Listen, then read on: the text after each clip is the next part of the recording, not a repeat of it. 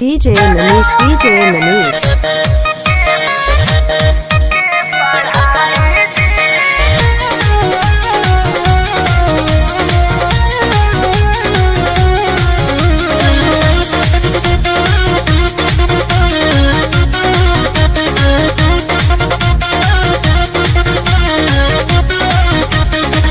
खेती किसानी जानी पियब से कराई जी अम्मा जी।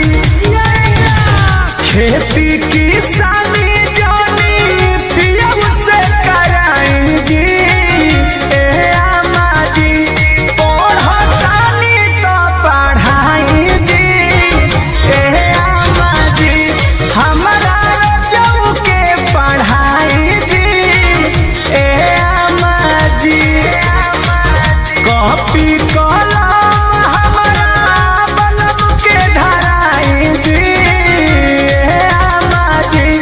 पढ़तानी तो पढ़ाई जी अम्मा जी। हमारा रजऊ के पढ़ाई जी अम्मा जी। पढ़ाइए ना जी।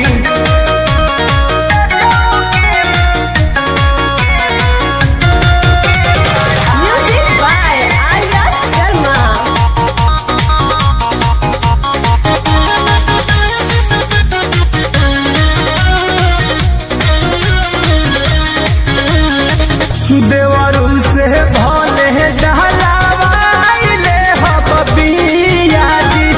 बाकी कवले जकरे जोई है हमार पिया जी।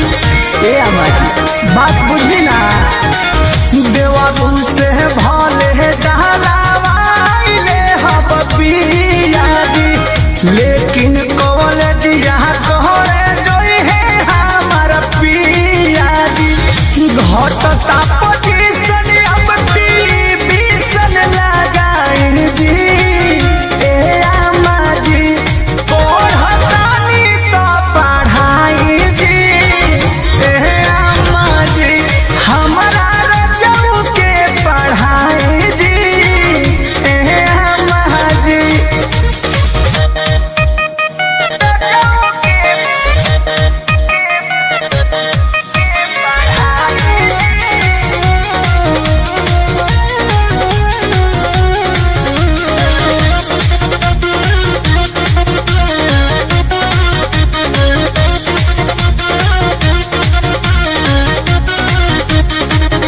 एमे ओमे पास करी है बीए जी। डॉक्टर कहल कटर चाहे बन जई है सीए जी। ए अम्मा जी अरे पंकज बबुआ लेखा हो गई है। एमे ओमे पास करी है बीए जी। डॉक्टर कहल कटर चाहे बन जई है सीए जी। कृष्णा के करती परमो मोनू के सिखाई जी अम्मा जी। कृष्णा के करती शंकर यादव के सिखाई जी अम्मा जी। पढ़तानी तो पढ़ाई जी अम्मा जी। कि हमारा पियऊ के पढ़ाई जी अम्मा जी। खेती किसानी जानी पियब से कराई जी अम्मा जी। पढ़तानी तो पढ़ाई जी अम्मा जी। हमारा रजऊ के पढ़ाई जी अम्मा जी।